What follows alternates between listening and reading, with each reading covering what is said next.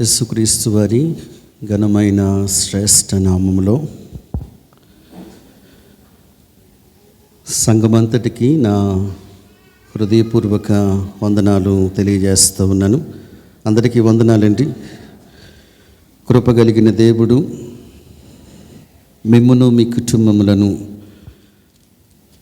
తన హెచ్చైన కృపలో మెండుగా దీవించి బలపరిచి ఆశీర్వదించునుగాక. ఒక్కసారి రెండు చేతులు ప్రభు వైపు చూపుతూ ప్రభు నామానికి మహిమ చెల్లిద్దాం. దేవునికి స్తోత్రం. హల్లెలూయా. ప్రియమైనటువంటి వారులరా, పరిశుద్ధ గ్రంథములో కొంతమంది వ్యక్తులను గురించి ఎందుకు వ్రాయబడిందనంటే, మనం వారిలా బ్రతకాలి, వారిలా మనము జీవించాలని. పరిశుద్ధ బైబిల్ గ్రంథములో దేవుడు ఏ వ్యక్తిని గురించన్నా వ్రాసాడనంటే, ఆ వ్యక్తి జీవితంలో నుంచి దేవుడు చాలా శ్రేష్టమైన పాఠాలు మనకు నేర్పిస్తాడు.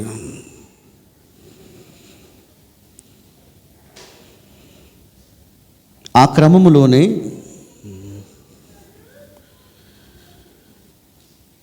సువార్త ఫిలిప్పీలకు రాసినటువంటి పత్రికలో 2 సార్లు మాత్రమే ఈ వ్యక్తిని గురించి వ్రాయబడింది. ఎన్నిసార్లు? 2 సార్లు మాత్రమే మనము ధ్యానించబోయే ఈ వ్యక్తిని గురించి వ్రాయబడింది. ఆయన పేరేంటి? ఎపఫ్రోదీతు. చెప్పండి నాతో. ఎపఫ్రోదీతు. సువార్త పరిచర్యలో పౌలు గారిని పట్టుకొని బంధించారు. సువార్త పరిచర్య చేస్తుండగా పౌలు గారిని పట్టుకొని బంధించి చెరసాలలో వేశారు. ఏ చెరసాలలో వేశారంటే రోమా చెరసాలలో వేశారు. ఆ రోమా చెరసాలలో హౌస్ అరెస్ట్, చుట్టూ సైనికులు ఉంటారు. ఆ సైనికుల మధ్యలో పౌలు బంధించబడినటువంటి వాడై ఉన్నాడు. ఈ సంగతి ఎవరికి తెలిసింది? ఏ సంఘానికి? ఫిలిప్పీ సంఘానికి తెలిసింది. పౌలు గారు బహుగా ఆనందించిన సంఘం. పౌలు గారి యొక్క శ్రమలలో తోడై ఉన్న సంఘం. పౌలు గారు కోరుకున్నట్లుగా జీవించిన సంఘం. ఏ సంఘం? ఫిలిప్పీ సంఘం. ఆ సంఘము పౌలు గారు రోమా చెరసాలలో ఉన్నారన్న సంగతి విని వారందరూ కూడుకున్నారు. వారందరూ కూడుకొని పౌలు గారి యొక్క అవసరాలు ఏమైతే ఉన్నాయో అన్నిటినీ సేకరించారు. సంఘమంతా కూడుకొని పౌలు గారికి ఏ అవసరతలు అయితే ఉన్నాయో ఆ అవసరతలన్నింటినీ కూడా తెలుసుకొని వాటన్నిటినీ కూడా సేకరించారు. ఒక ప్యాకేజీ సమకూర్చారు. సంఘం ఇలా అనుకోలేదు. ఎక్కడో రోమా చెరసాలలో ఉన్నటువంటి పౌలు గారి కొరకు మనమేం చేస్తాం, మన వల్ల ఏమవుతుంది, అక్కడ చెరసాలకి మనమేమి వెళ్తాం అని సంఘం అనుకోలేదు. పౌలు గారి చేత బలపరచబడిన సంఘం గనుక, ఆధ్యాత్మికంగా ఎదుగుతూ వచ్చిన సంఘం గనుక పౌలు గారికి చాలా కృతజ్ఞులై ఉన్నారు వాళ్ళు. ఆ కృతజ్ఞులై ఉన్న కారణమును బట్టి పౌలు గారికి ఆ చెరసాలలో ఏవైతే అవస్థత ఉంటుందో ఆ అవసరతను అంతటిని కూడా ఎరిగినటువంటి వారే ఆ సంఘమంతయు కూడా కొన్ని వస్తువులను సమకూర్చి ఆ రోమా చెరసాలలో ఉన్నటువంటి పౌలు గారి దగ్గరికి వారు పంపించటానికి సిద్ధపడ్డారు.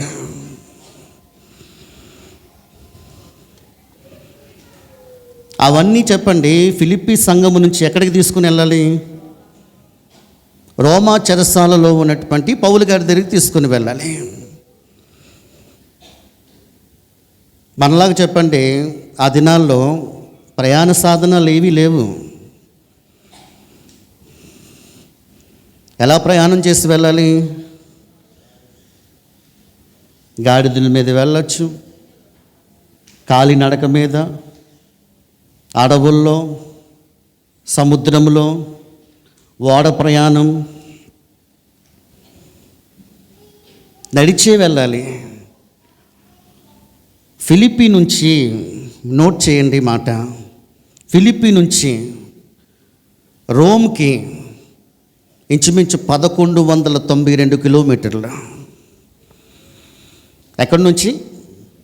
ఫిలిప్పు నుంచి రోమ్కి, చెరసాలలో ఉన్నటువంటి రోమ్కి, అంటే పౌలు గారి చెరసాలలో ఉన్నటువంటి రోమ్కి ఎన్ని కిలోమీటర్లు? 1192 కిలోమీటర్లు. అంత దూరం ప్రయాణం చేయటానికి ఈ సంఘమంతా కూడా ఒక వ్యక్తిని ఎంపిక చేశారు. ఆ వ్యక్తి ఎవరండి? ఎపఫ్రోదితు. 2 రోజులు, 3 రోజులు, 4 రోజులు కాదు, ఇంచుమించు 2 నెలల ప్రయాణం. ఎక్కడికి వెళ్ళటానికి? ఫిలిప్పు నుంచి రోముకి వెళ్ళటానికి 2 నెలల ప్రయాణం. సంఘం అంతా కూడా చెప్పండి, ఒక వ్యక్తిని అనుకొని ఆ వ్యక్తి వెళ్ళాలి అని వారు కోరుకుంటే ఆ వ్యక్తి నేను వెళ్ళను అని అనలేదు, వెళ్ళటానికి ఇష్టపడ్డాడు. సంఘమంతా ఆ వ్యక్తిని కోరుకున్నారు. ఆ వ్యక్తిని ఎందుకు కోరుకున్నారంటే అంత శ్రేష్టమైన జీవితం ఆ వ్యక్తిది, అంత దేవునికి మహిమకరంగా జీవిస్తూ వచ్చాడు ఆ వ్యక్తి. ఎవరండి? ఎపఫ్రోదితు. ఈ ప్యాకేజీని అంతటిని కూడా ఆ వ్యక్తికి అప్పగించారు, ఎపఫ్రోదితుకి అప్పగించారు. 2 నెలలు కష్టపడి ఎలా వెళ్ళాడో తెలియదండి, ఎంత శ్రమ పడ్డాడో తెలియదండి, ఎంత కష్టపడ్డాడో తెలియదండి, ఎలాంటి పరిస్థితులను ఎదుర్కొన్నాడో తెలియదండి. కాలినడకనే వెళ్ళాడండి.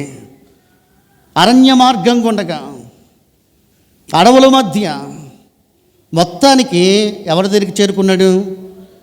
పౌలు గారి దగ్గరికి చేరుకొని అతని యొక్క ఆరోగ్యం పూర్తిగా క్షీణించిపోయింది. ఎన్ని నెలలు ప్రయాణం చేశాడు? 2 నెలలు ప్రయాణం చేసినటువంటి వ్యక్తి ఆ వస్తువులను అందించిన తర్వాత అతని యొక్క ఆరోగ్యం పూర్తిగా క్షీణించిపోయింది. పౌలు గారు అనుకున్నారు, అతని యొక్క పరిస్థితిని చూచి ఇతడు చచ్చిపోతాడేమో అని అనుకున్నాడు మనసులో. దేవుని అపారమైనటువంటి కృప, కనికరమును బట్టి దేవుడు ఆ వ్యక్తిని దర్శించాడు. పౌలు గారు ఆ వ్యక్తిని గురించి ప్రార్థన చేశాడు. ఎపఫ్రోదితు చెప్పండి, మరలా చెప్పండి, ఏం పొందుకున్నాడు? బలము పొందుకున్నాడు, ఆరోగ్యము పొందుకున్నాడు. ఇంచుమించు 2 నెలలు ప్రయాణం చేసి ఆ వస్తువులను అందించిన తర్వాత అతని యొక్క ఆరోగ్య పరిస్థితి పూర్తిగా ఏమైపోయింది? క్షీణించిపోయింది. దేవుడు మరలా చెప్పండి ఆ వ్యక్తిని ఏం చేస్తూ వచ్చాడు? బలపరిచాడు, ఆరోగ్యం ఇచ్చాడు. మరలా తిరిగి ఎక్కడికి వెళ్ళాలి? మరలా ఎన్ని కిలోమీటర్లు? మరలా 1192 కిలోమీటర్లు ప్రయాణం చేయాలి. పౌలు గారు ఈ ఎపఫ్రోదితుకి ఒక ఉత్తరం రాసిచ్చాడు. ఆ ఉత్తరమే ఈ ఫిలిప్పీలకు రాసిన పత్రిక. ఎవరి ద్వారా పంపిస్తున్నాడు? మరలా ఎపఫ్రోదితు ద్వారా పంపిస్తున్నాడు. ఏ వస్తువులనైతే అతడు తీసుకుని వచ్చాడో అతడు క్షీణించిపోయాడు, ఆరోగ్యరీత్యా బాగా క్షీణించిపోయాడు. అలాంటి వ్యక్తి కొన్ని దినాల తర్వాత మరలా బలము పొందుకొని ఆరోగ్యము పొందుకున్న తర్వాత పౌలు గారికి కొన్ని దినాలు ఆ యొక్క చెరసాలలో సేవ చేసిన తర్వాత మరలా చెప్పండి రోము నుంచి ఎక్కడికి ప్రయాణాన్ని కొనసాగించాడు? ఫిలిప్పీకి తన ప్రయాణాన్ని కొనసాగించాడు. ఈ ఉత్తరాన్ని పట్టుకొని చెప్పండి ఎక్కడికి వెళ్ళాలి? మరలా ఫిలిప్పీ సంఘానికి వెళ్ళాలి. మరలా ఎన్ని కిలోమీటర్లు? 1192 కిలోమీటర్లు. ఆరోగ్యం క్షీణించిపోతుందని, నాకేదో అయిపోతుందని సంఘము నన్ను పంపించారు. నన్ను ప్రేమించి బాధ్యతాయుతంగా పంపించారు. పౌలు లాంటి గొప్ప వ్యక్తికి సేవ చేసుకునే భాగ్యం ఈ ద్వారా ఈ రీతిగా కలిగింది అని తన హృదయంలో ఎంతో సంతోషించినటువంటి వాడై ఉన్నాడు. కనుకనే అన్ని కిలోమీటర్లు ప్రయాణం చేసుకొని రోమా చెరసాలలో ఉన్నటువంటి పౌలు గారిని కలిసి సంఘం ఇచ్చినటువంటి వస్తువుల్ని ఆయన ఇవ్వటం జరిగింది. మరలా పౌలు గారు రాసిచ్చినటువంటి అదే ఉత్తరాన్ని తీసుకొని మరలా చెప్పండి ఎక్కడికి వెళ్తున్నాడు? ఫిలిప్పీకి వెళ్తున్నాడు.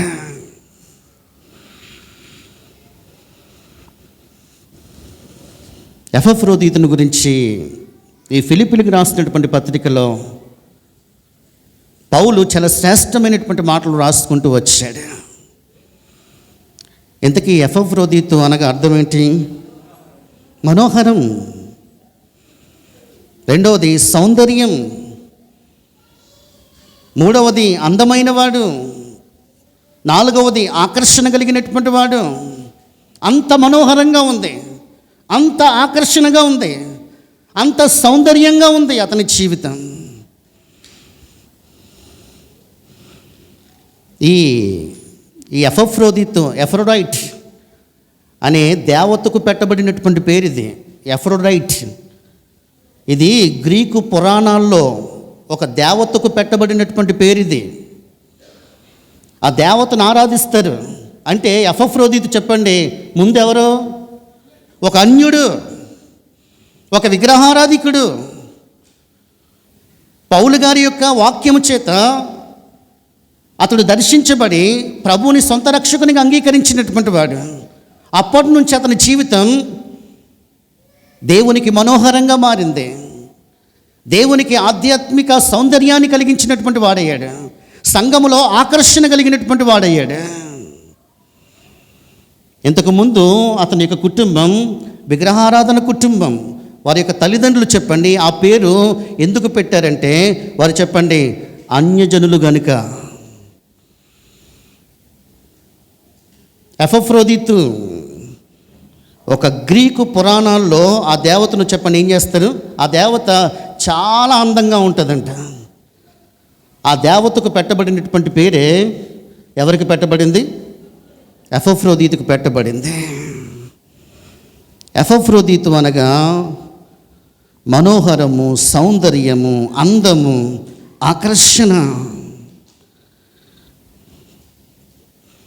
ఒక అన్యజనులు చెప్పండి ఎప్పుడైతే వాక్యం చేత వారు దర్శించబడ్డారో, ఎప్పుడైతే వాక్యము చెప్పండి ఎపఫ్రోదీతు జీవితంలో దేవుడు తన కార్యాన్ని చేశాడో, క్రీస్తుకు చెందినవాడయ్యాడు, క్రీస్తు కొరకు అందంగా జీవించాడు, క్రీస్తు కొరకు ఆకర్షణగా జీవించాడు. అతని యొక్క భౌతిక సౌందర్యం కోసం మాట్లాడట్లేదు. అందము మోసకరం, సౌందర్యము వ్యర్థం. నేను భౌతిక సంబంధమైనటువంటి అందం కోసం తప్పుగా మాట్లాడట్లేదు. దేవుని పిల్లలంగా ఆధ్యాత్మిక సౌందర్యాన్ని మనము కలిగి ఉండాలి. అది దేవునికి అది మనోహరం. నీ రాజు, నీ ప్రభువు నీ యొక్క అంతరంగిక సౌందర్యాన్ని కోరుతాడు. నువ్వు అంతరంగికంగా ఎంత సౌందర్యంగా ఉన్నావో దేవుడు దాన్ని చూస్తాడు. మనుష్యులు లక్ష్య పెట్టే వాటిని దేవుడు లక్ష్య పెట్టడం. మనుష్యులు చెప్పండి పై రూపాన్ని చూస్తారు, దేవుడు చెప్పండి హృదయాంతరంగాన్ని చూస్తాడు. ఎపఫ్రోదీతు చెప్పండి చాలా రూపవంతుడు. ఎందులో? అంతరంగిక జీవితంలో, ఆధ్యాత్మిక జీవితంలో. అతడు బయటికి అందంగానే ఉంటాడు, అంతరంగికంగా కూడా అందంగానే ఉంటాడు. ఈరోజు చాలామంది బయటికి చెప్పండి అందంగానే ఉంటారు, లోపల చెప్పండి ఎలా ఉంటారో అది దేవునికే ఎరుక. కానీ దేవుని పిల్లలంగా బాహ్య సంబంధంగా అందంగా ఉండాలి, అంతరంగికంగా బహు సౌందర్యంగా ఉండాలి. ఎపఫ్రోదీతు జీవితం, సంఘములో అతని యొక్క జీవితం ఒక ఆకర్షణగా ఉంది. ఆధ్యాత్మిక సౌందర్యం కలిగినటువంటి వాడిగా దేవుని కోసం జీవించాడు. ప్రియులరా, లేఖనంలో ఒక మాట ఉంది, 45వ కీర్తన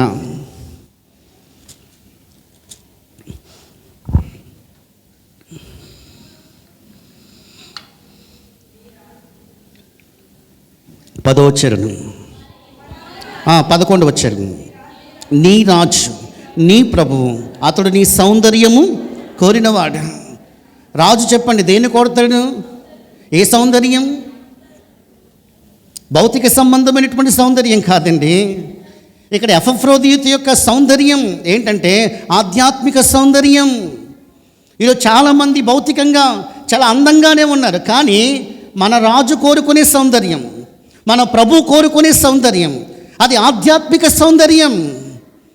అది మన జీవితాలలో మనము కలిగి ఉండాలని దేవుడు కోరుకుంటున్నాడు. ఇదిగో ఎపఫ్రోదితు ఆధ్యాత్మిక సౌందర్యం కలిగిన వాడిగా ఉన్నాడు.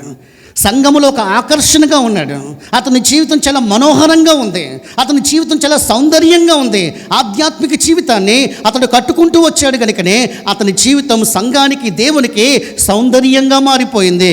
దేవునికి స్తోత్రం కలుగునుగాక. మన రాజు చెప్పండి, రాజు అంటే నీ రాజు, నీ ప్రభువు. అతడు ఏం కోరుకుంటాడు? భౌతిక సౌందర్యాన్ని కాదు, ఆధ్యాత్మిక సౌందర్యాన్ని కోరుకుంటాడు. నీలో పరిశుద్ధతను కోరుకుంటాడు, నీలో క్రియల్ని కోరుకుంటాడు, నీలో ప్రవర్తనని కోరుకుంటాడు, నీలో శుద్ధ హృదయాన్ని కోరుకుంటాడు, నీలో చెప్పండి మంచి మనస్సును కోరుకుంటాడు, నీలో మంచి ప్రవర్తనని కోరుకుంటాడు. అది నీకు అలంకరణగా ఉందా? పేతురు రాసిన మొదటి పత్రిక 3వ అధ్యాయము 3-4 వచనాలు. 3-4. జడలల్లుకొనుటయు, బంగారు నగలు పెట్టుకునుటయు, వస్త్రములు ధరించుకునుటయు, వెలుపటి అలంకారము మీకు అలంకారముగా ఉండక, సాధువైనట్టు మృదువైనట్యునైన గుణము అక్షయ అలంకారము గల మీ హృదయపు అంతరంగ స్వభావము మీకు అలంకరణగా ఉండవలను. అది దేవుని దృష్టికి మిగుల, అది విలువైనది. Such a beauty. అది దేవునికి చెప్పండి, అది ఇన్నర్ బ్యూటీ. ఆధ్యాత్మిక సౌందర్యాన్ని కోరుకుంటాడు. అది సాధువైనదిగా, అది మృదువైనదిగా, అక్షయ అలంకారము గల మీ హృదయపు అంతరంగ స్వభావము మీకు అలంకరణగా ఉండాలి. అది దేవుని దృష్టికి అది మిగుల విలువైనది. నీ అంతరంగిక సౌందర్యాన్ని ప్రభు కోరుకుంటాడు. ఇదిగో ఎపఫ్రోదితు అంతరంగిక సౌందర్యాన్ని కలిగి జీవిస్తున్నవాడు, సంఘములో ఒక ఆకర్షణగా ఉన్నటువంటి వాడు, దేవుని మహిమ కొరకు జీవిస్తుంటున్నటువంటి వాడు. పౌలు అతని జీవితంలో చాలా శ్రేష్టమైనటువంటి సంగతులు చూస్తూ వచ్చాడు కనుక అతని యొక్క జీవితం గురించి చాలా సంగతులు చెప్పండి ఆ పత్రికలో రాసుకుంటూ వచ్చాడు.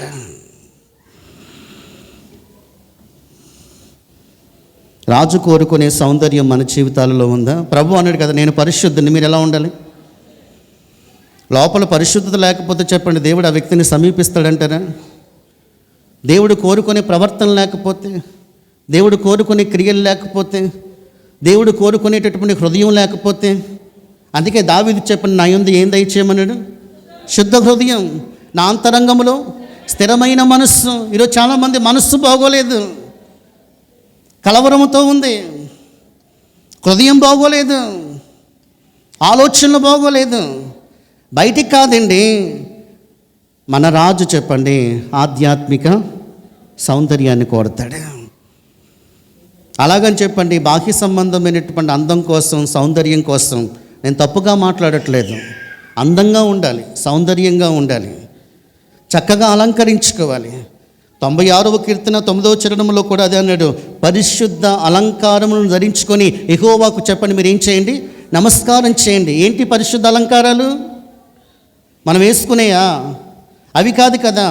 ఇక్కడ చెప్పబడినటువంటి అలంకరణ అది కాదు కదా. దేవుడు కోరుకునేటటువంటి కొన్ని అలంకరణలు ఉన్నాయి. ఆ అలంకరణ నీకు అలంకరణ అయితే, అది నీ హృదయాంతరంగంలో అది నీకు సౌందర్యాన్ని కలిగించేదైతే, అది దేవుని దృష్టికి అది విలువైనది. మనం చదువుకున్నాం కదా ఆదికాండము 39వ అధ్యాయము. ఆదికాండము 39వ అధ్యాయం 6వ వచనం. అతడు తనకు కలిగినదంతయు యోసేపు చేతికి అప్పగించి తాను ఆహారము తినుట తప్ప తనకి ఏమి ఉన్నదో ఏమీ లేదో విచారించేవాడు కాదు. యోసేపు రూపవంతుడును సుందరుణ్ణి ఉండును. అటు తర్వాత అతని యజమానుని భార్య యోసేపు మీద కన్ను వేసి తనతో చెప్పని ఏం చేయమంటుంది? బయటికి మాత్రమే రూపవంతుడు కాదండి, బయటికి మాత్రమే సౌందర్యం కలిగినటువంటి వాడు కాదండి, అతనికి హృదయం నిండా దేవుని భయం అనే సౌందర్యము ఉంది. Inner beauty. బోధకులు లేని టైంలో, యాజకులు లేని టైంలో, ధర్మశాస్త్రం లేని టైంలో మనస్సాక్షిని బోధకునిగా పెట్టుకొని దేవుని కోసం ఎంత పరిశుద్ధంగా జీవించాలో అంత పరిశుద్ధంగా జీవిస్తూ వచ్చాడు. గనుకనే అతడు చెప్పని ఏం చేయలేదు? పాపము చేయలేదు. పాపము చేయటానికి అవకాశం ఇవ్వలేదు. ఎంత అవకాశం అండి పాపము చేయటానికి? తన పరిశుద్ధతను పాడు చేసుకోవటానికి, తన దేహాన్ని పాడు చేసుకోవటానికి.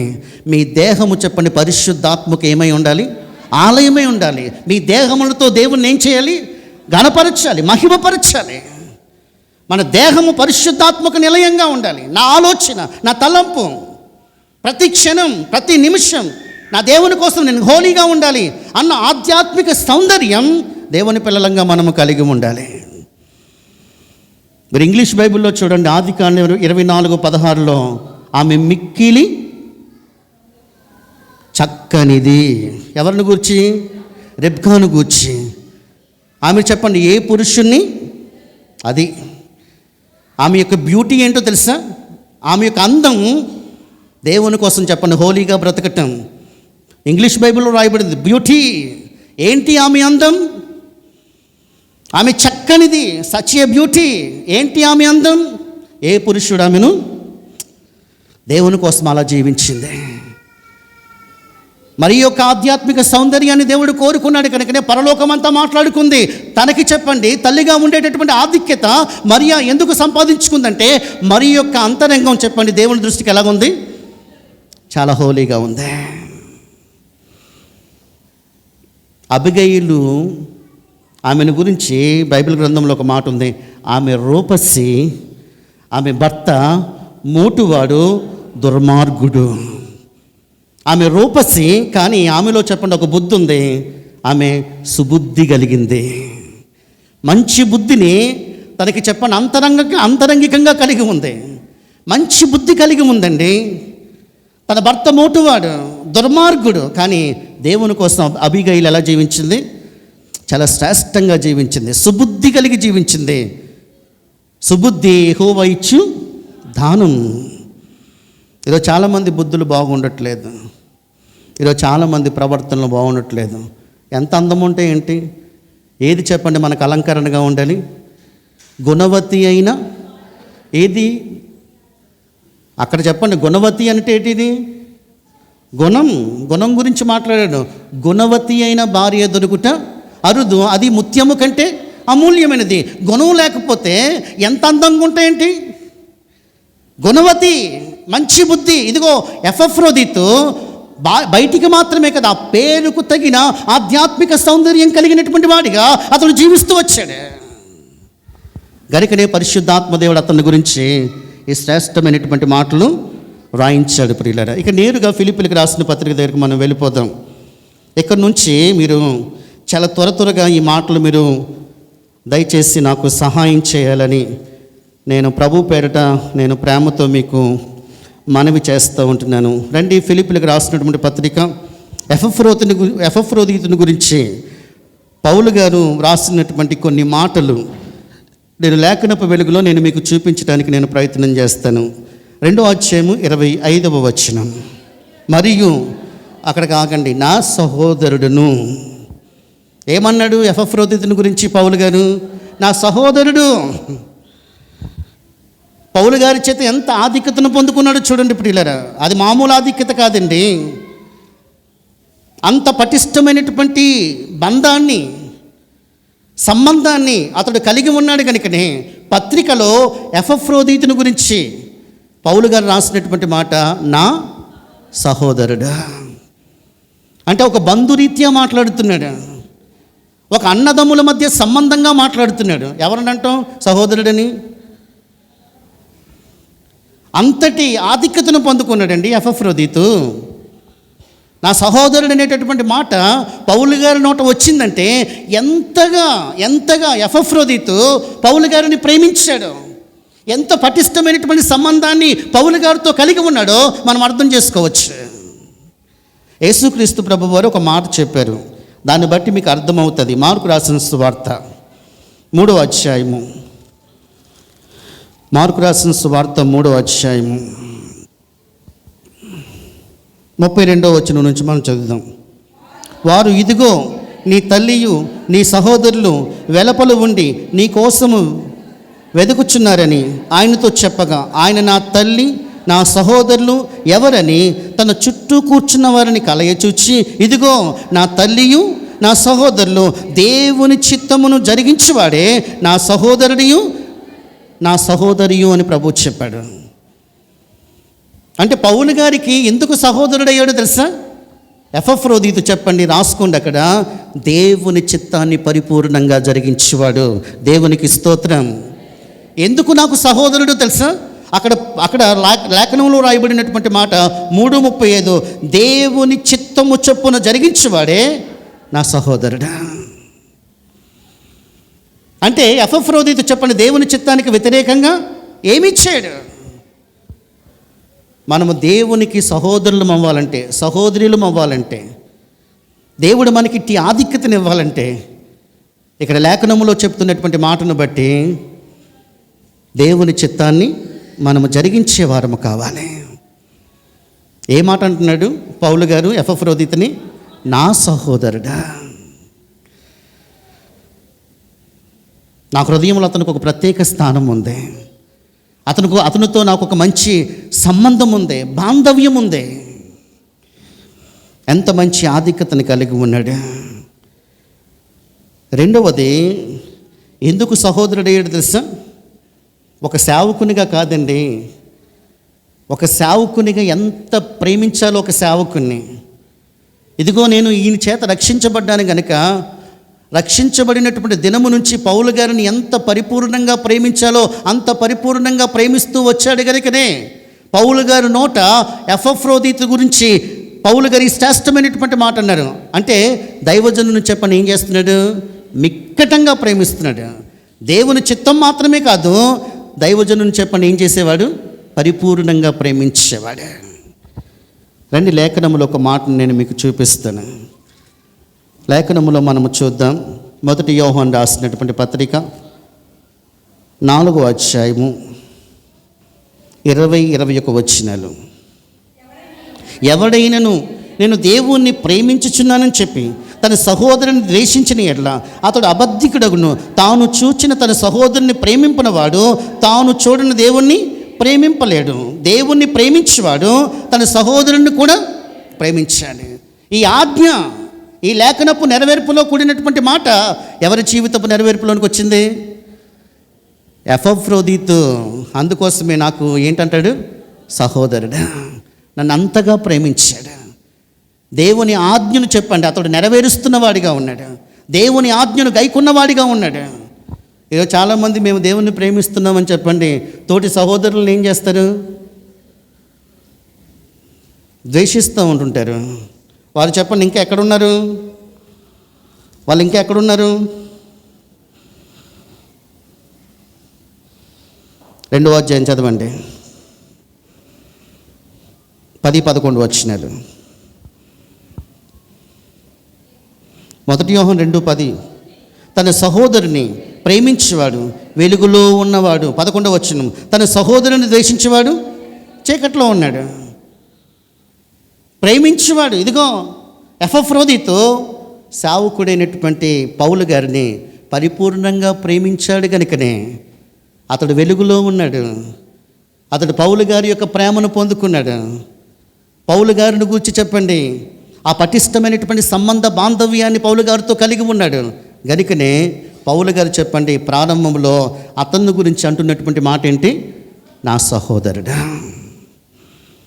రెండవదిగా ఏమన్నాడు? నా జత పనివాడు, నాతో కలిసి పనిచేశాడు. పౌలు గారితో కలిసి పనిచేశాడండి. అనేక ప్రాంతాలకు తిరిగాడండి. సువార్త పరిచర్యలో పాలు పంపులు పొందుకున్నాడండి. పౌలు గారికి చాలామంది జత పనివారు ఉన్నారు. ఎవరో చెప్పండి? పౌలు గారికి చాలామంది జత పనివారు ఉన్నారు. అందులో చెప్పండి ఈయనొకడు. అకుల, ప్రిస్కిల్ల, తిమోతి, అపోల్లో, తీతుకు, యాస్తు, అరిస్తార్కు, వీళ్ళందరూ కూడా చెప్పండి పౌలు గారికి ఏమై ఉన్నారు? జత పనివారై ఉన్నారు. లేఖనములో ఒక మాట చూపిస్తాను, రండి మనం చూద్దాం. రోమిలికి రాసిన పత్రిక 16వ అధ్యాయము 3వ వచనం. క్రీస్తు యేసునందు నా జత పనివారైన ప్రిస్కిల్లాకును అకులాకును నా వందనములు చెప్పుడి. అదే 16వ అధ్యాయం 9వ వచనం చూడండి. క్రీస్తునందు మా జత పనివాడవగు ఓర్బాకును నా ప్రియుడగు స్టాకునకు, వీళ్ళందరూ చెప్పండి పౌలు గారికి ఏంటి? జత పనివారు. అంటే భార్యాభర్తలుగా చెప్పండి, జతగా ఎవరు పనిచేయాలి? సంఘంలో ఉన్నటువంటి భార్యాభర్తలు జతగా అకుల, ప్రిస్కిల్లా మన ముందు ఒక ఆదర్శప్రాయంగా ఉన్నారు. వారు కలిసి పౌలు గారికి జత పనివారిగా ఉన్నారు. ఈ మాట మన ముందుకు పరిశుద్ధాత్మదేవుడు తీసుకుని వచ్చి మనతో మాట్లాడుతున్నటువంటి మాట ఏంటంటే, భార్యాభర్తలుగా ఉన్నటువంటి మీరు క్రీస్తుకి చెప్పండి జత పనివారిగా ఉండాలి. దేవునికి స్తోత్రం. క్రీస్తుతో కలిసి మీరు పని చేయాలి. ఇదిగో పౌలు గారికి ఎపఫ్రోదితు జత పనివాడిగా ఉన్నాడు. సేవకునితో కలిసి మనం జతగా ఏం చేయాలి? ఇప్పుడు చెప్పండి, భూమిని దున్నేటప్పుడు చెప్పండి, ఒక ఎద్దా లేకపోతే 2 ఎద్దులా? ఒక ఎద్దు దున్నితే చెప్పండి పని చాలా ఆలస్యం అవుతుంది. 2 కలిసి దున్నితే చాలా త్వరితంగా అవుతుంది. కలిసి పని చేయాలి, జతగా పని చేయాలి, సేవకునితో కలిసి మనము పని చేయాలి. మరో మాటగా ఇక్కడ నేను మీతో చెప్పాలనుకుంటున్నాను, సంఘములో ఒక వ్యక్తి కష్టపడితే వారికి మనం సహాయం చేయాలి, చేయూతనివ్వాలి. వాళ్ళు చేసుకుంటారులే, వాళ్ళ పని అదిలే, మన పని అది కాదులే. వారితో కలిసి చెప్పండి మనము చేయూతనివ్వాలి, వారికి సహాయం చేయాలి. వారికి జతగా మనం ఎంత పని చేయగలమో అంత పని చేయాలి. అది ఇక్కడ పౌలు చెప్తుంది. ఇతడు నాకు జత పనివాడు. మీరు ఇంటికి వెళ్ళిన తర్వాత ఆ మాటలు 2 కొరింథీయులకు రాసిన పత్రిక 8వ అధ్యాయం 23వ వచనం, ఫిలోమోనుకు రాసినటువంటి పత్రిక 1వ అధ్యాయం 24వ వచనం, కొలస్సీలకు రాసినటువంటి పత్రిక 4వ అధ్యాయం 11వ వచనం. ఏమంటున్నాడు ఎపఫ్రోదితుని గురించి? నా జత పనివాడు. 3వది ఏమన్నాడు? నా తోడి యోధుడు. యోధుడు అంటే పోరాడేవాడు. Very good. నా పక్షంగా పోరాడేవాడు, సత్యం కొరకు పోరాడేవాడు, స్వార్థ కొరకు పోరాడేవాడు. పౌలు గారికి చెప్పండి, ఏదైనా సమస్య కలిగితే పౌలు గారి పక్షంగా నిలబడేటటువంటి వాడు. అందుకే ఇతడు చెప్పండి నా యోధుడు. సత్యం కోసం నిలబడుతున్నామా? ఏదైనా కష్టం వస్తే పారిపోతున్నామా? దేవుని కోసం నిలబడేవారు కావాలి. ఇదిగో ఎపఫ్రోదితు సువార్త పరిచర్యల్లో పౌలు గారితో పాటుగా వెళ్ళిన ఆ క్రమంలో ఎన్నో పర్యాయాలు దేవుని కోసం నిలబడ్డాడు. కష్టం వచ్చినప్పుడు నిలబడ్డాడు, శ్రమల్లో నిలబడ్డాడు, దేవుని కోసం నిలబడ్డాడు. కనుకనే నా తోటి యోధుడు. ప్రభు కోసం నిలబడాలండి. నిలబడుతున్నామా ప్రియులారా? పౌలు గారిని గురించి ఒక మాట ఉంది, మంచి పోరాటము, నా పరుగు విశ్వాసమును.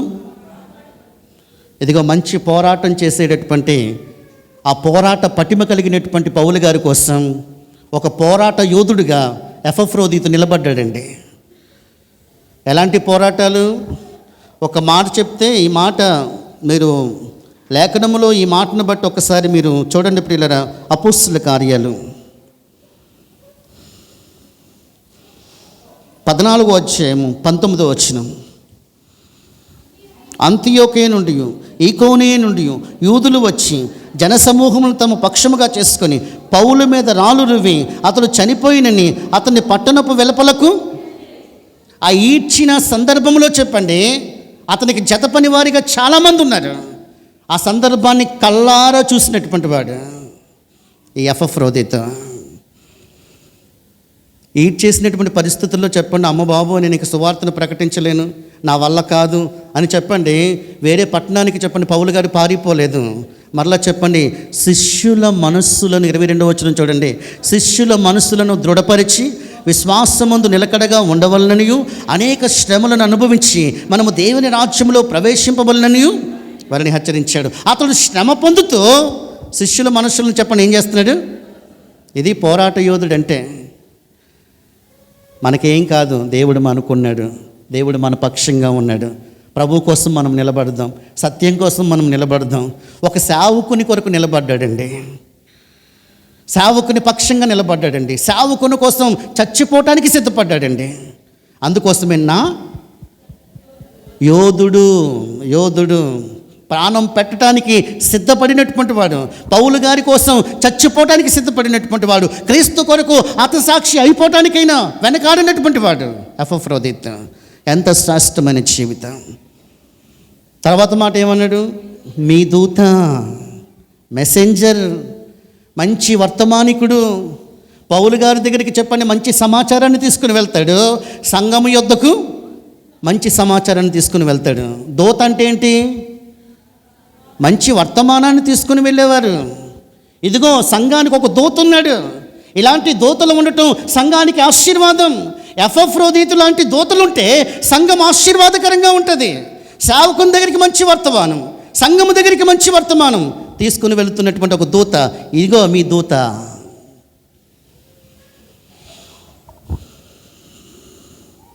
యాకోబు యొక్క అన్న ఎవరు? యాషావు. Very good. యాషావు దగ్గరికి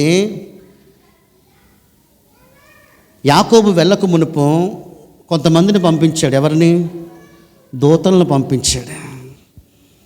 ఆ దూతలు చెప్పేటటువంటి మాటలను బట్టి వీళ్ళిద్దరి మధ్యలో చెప్పండి ఏముంటుంది?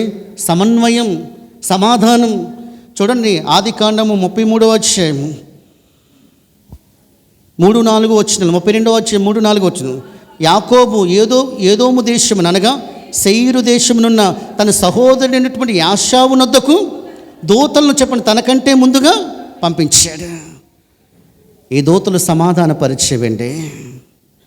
దూతగా నీ బాధ్యత. అసలు దూతలకు ఉండే లక్షణం ఏంటి? ఆ లక్షణాలు కాదండి, ఇక్కడ చెప్పబడుతున్నటువంటి ఈ యొక్క పర్సన్ని మనం దృష్టిలో పెట్టుకొని, ఎపఫ్రోదితును దృష్టిలో పెట్టుకొని ఒక వ్యక్తిని దూత అనాలంటే ఆ వ్యక్తి చెప్పండి యథార్థపరుడై ఉండాలి, నీతిమంతుడై ఉండాలి, సాక్ష్యం కలిగినటువంటి వాడై ఉండాలి, భక్తిపరుడై ఉండాలి. ఆ వ్యక్తిని చెప్పండి దూత అని అంటాడు. ఇతడు మీ దూత ఎందుకు అయ్యాడు తెలుసా? అతడు యథార్థపరుడు, అతడు నీతిగా జీవిస్తున్నవాడు, అతడు సాక్ష్యం కలిగినటువంటి వాడు, నా దగ్గరికి మంచి సమాచారాన్ని తీసుకుని వచ్చేవాడు, అందుకోసమే దూత. ఇలాంటి దూతలు ఉండాలండి. దావీదును చూసి ఆకీష్ ఏమంటాడు? నీవు నా దృష్టికి అబ్బా. ఒక అన్యరాజు అండి దావీదును చూసి 2వ దినవృత్తాంతంలో నోట్ చేసుకున్నంత 29వ అధ్యాయం 9వ వచనంలో, నీవు నా యొద్దకు వచ్చిన దినము నుంచి నీ యందు నాకు ఏ దోషము కనబడలేదు, నువ్వు నా దృష్టికి ఎలా కనిపిస్తున్నావు? దైవదూత వలె కనిపిస్తున్నా. మంచి సమాచారాన్ని దూతలు చెప్పండి ఏ సమాచారాన్ని తీసుకుని వెళ్ళాలి? మంచి సమాచారాన్ని, వ్యర్థ సమాచారాన్ని కాదండి, అక్కడ సమస్యలను సృష్టించే సమాచారం కాదండి. ఇదిగో మీ దూత నా యొద్దకు చెప్పండి మీ కొరకు మంచి సమాచారాన్ని తీసుకుని వస్తున్నాడు. నేను ఏదైతే చెప్తున్నానో దానికి 4 మాటలు కలిపి చెప్పట్లేదు. మీ యొద్దకు కూడా చెప్పండి ఏ సమాచారం తీసుకొస్తున్నాడు? మంచి సమాచారమే తీసుకొస్తున్నాడు. అందుకోసమే సంఘములో ఎపఫ్రోదితు చెప్పండి మీకు ఎలాంటోడు? దూత లాంటివాడు, మంచి సమాచారాన్ని తెచ్చేవాడు. తర్వాత మాట ఏమన్నాడు తెలుసా? తర్వాత మాట నేను చెప్తాను. అతనిలో ఉండే మరో శ్రేష్టమైన క్యారెక్టరు, అతడు ధైర్యవంతుడు. ఎపఫ్రోదితు ఏంటి ప్రియులరా? ధైర్యవంతుడు. ఎన్ని కిలోమీటర్లు ప్రయాణం చేసి వెళ్ళాలి? ఫిలిప్పు నుంచి 1192 కిలోమీటర్లు ప్రయాణం చేసుకుని వెళ్ళాలి. ఎంత తెగింపు కావాలండి, ఎంత ధైర్యం కావాలండి. నన్ను అక్కడ హింసిస్తారు, నన్ను అక్కడ బాధ పెడతారు. పౌలు గారికి చెప్పండి చెరసాలలో పరిచర్య చేయడానికి వెళితే నన్ను కూడా బాధ పెడతారు, నన్ను కూడా చెప్పండి ఆ కస్టడీలోనికి తీసుకుని ఉంటారు, నన్ను కూడా చెప్పండి హౌస్ అరెస్ట్ చేస్తారు అని చెప్పండి. ఏమాత్రము కూడా భయపడలేదు, ధైర్యంగా ఉన్నాడు. దేవుని పిల్లలు ధైర్యంగా ఉండాలి అన్నదానికి ఒక సూచనగా ఎపఫ్రోదితు జీవితం మనకు కనిపిస్తూ ఉంది. ఇక్కడ ఒక మాట చెప్తాను ప్రియులరా, మన బంధువుల్లో ఎవరైనా చెప్పండి జైల్లో ఉన్నారనుకోండి, వాళ్ళని కలవటానికి సంతోషంగా వెళ్తాము. ఒక ఫంక్షన్కో లేకపోతే ఏదైనా కార్యక్రమానికో సంతోషంగా వెళ్తాం.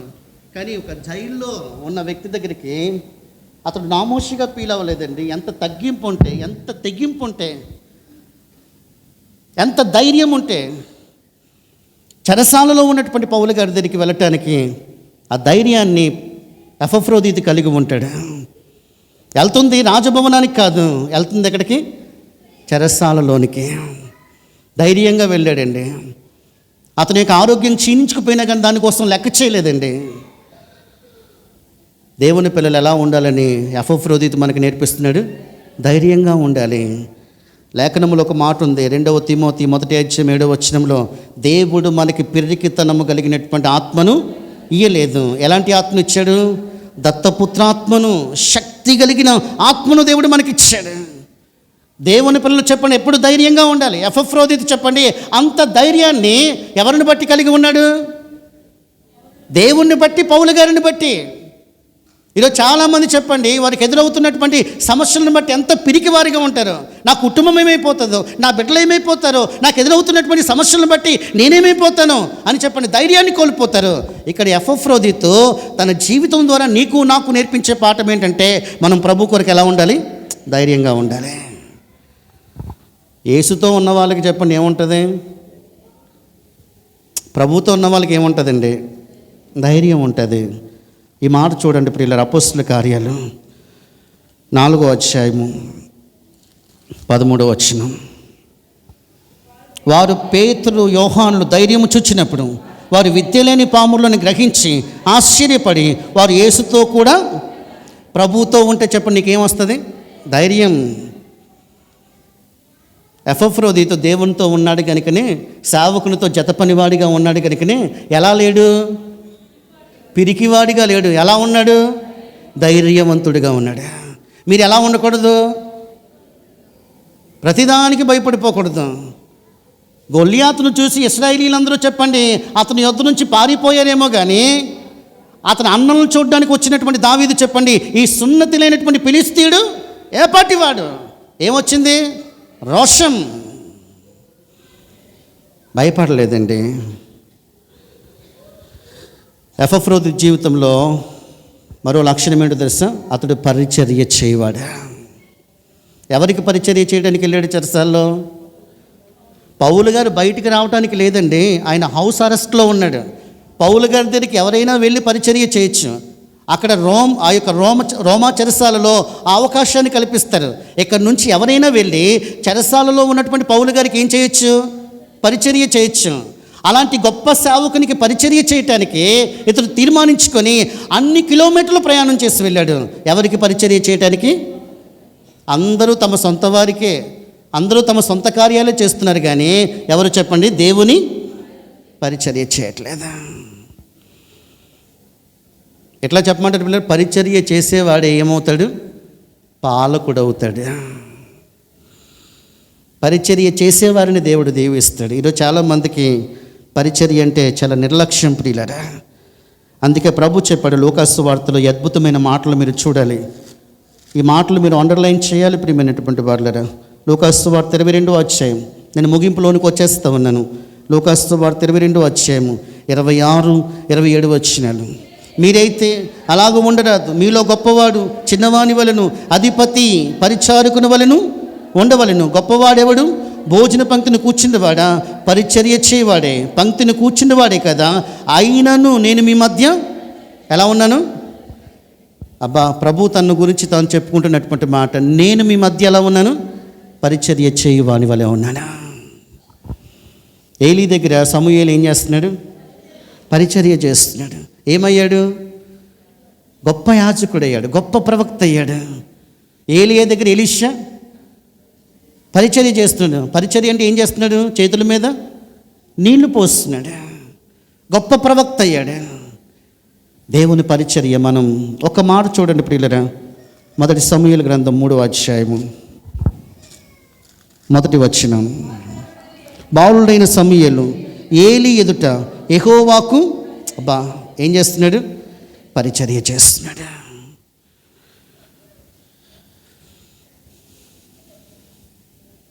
ఎపఫ్రోదితులో మరో బ్యూటిఫుల్ క్యారెక్టర్ అంటే తెలుసా? ఎపఫ్రోదితు ఈ ఈ ఇవన్నీ ఇచ్చి సంఘం పంపిస్తున్నారనంటే ఎపఫ్రోదితు మీద చెప్పండి ఏంటి? నమ్మకం. అతడు దేవుని కోసం నమ్మకంగా ఉన్నాడు. కొన్ని వస్తువులు చెప్పండి తన దగ్గర ఉంచుకొని కొన్ని వస్తువులు ఇచ్చాడా? అన్ని వస్తువులు ఇచ్చాడా? అన్ని వస్తువులు. నీ నమ్మకత్వాన్ని దేవుడు చూస్తాడు. ఎపఫ్రోదితు చెప్పండి దేవుని కోసం ఎలా జీవించాడు? నమ్మకంగా జీవించాడు. దేవుడు అడుగుతున్న ప్రశ్న, దేవుని ఇంట్లో చెప్పండి మనం ఎలా ఉండాలి? నమ్మకంగా ఉండాలి, నమ్మకంగా జీవించాలి. ఇక్కడ ఎపఫ్రోదితు కోసం నేను చెప్పాలనుకుంటున్న మాట ఏంటి సార్? దేవుడు అప్పగించిన పనిలో నమ్మకంగా ఉన్నాడు, ఇచ్చిన వస్తువుల్లో నమ్మకంగా ఉన్నాడు, దేవుని కొరకు చెప్పని జీవించటంలో నమ్మకంగా ఉన్నాడు. తనకు అప్పగించినటువంటి ఆ బాధ్యత పని, కొంతమంది ఏదైనా పని అప్పగించామనుకోండి నమ్మకంగా చేయరు. ఆ పనిలో నమ్మకంగా ఉన్నాడు. రెండవది ఇచ్చిన వస్తువుల్లో నమ్మకంగా ఉన్నాడు. దేవుని కొరకు చెప్పండి జీవించటంలో నమ్మకంగా ఉన్నాడు.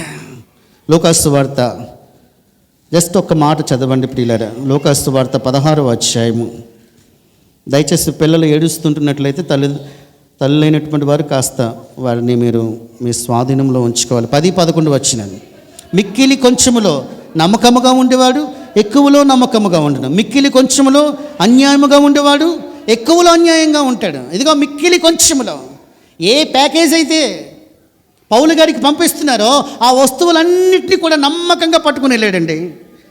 అందుట్లో చెప్పండి కొన్నిటిని ఇప్పుడు మనం ఏదైనా ఆన్లైన్ ఆర్డర్ పెట్టామనుకోండి, నేను ఒకటి ఆర్డర్ పెడితే చెప్పండి చిరిగిపోయిన నిక్కర్ వచ్చింది తెలుసా? అంటే ముందే చెప్పండి ఏం చేస్తారు? ఆ ప్యాకేజీని చూస్తారు, విప్పు చూసేస్తారు. ఆ వస్తువులు ఏంటో చూడలేదు. ఏ వస్తువులైతే ఏ ప్యాకేజ్ అయితే పంపించారో వాటిని చెప్పండి ఎవరి యొద్దకు చేర్చాడు? అబ్బా, 101వ కీర్తనలో ఈ మాట మన జీవిత అనుభవంలోనికి రావాలండి. 101వ కీర్తన 6వ చరణం. నా యొద్ద నివసించినట్లు దేశంలో నమ్మకస్తులైన వారి కొరకు కనిపెడుతున్నాను. ఎవరు కావాలంటే దేవునికి? నమ్మకస్తులు కావాలి. ఎపఫ్రోదితు చెప్పండి సంఘానికి ఏంటి? నమ్మకమైన వాడు.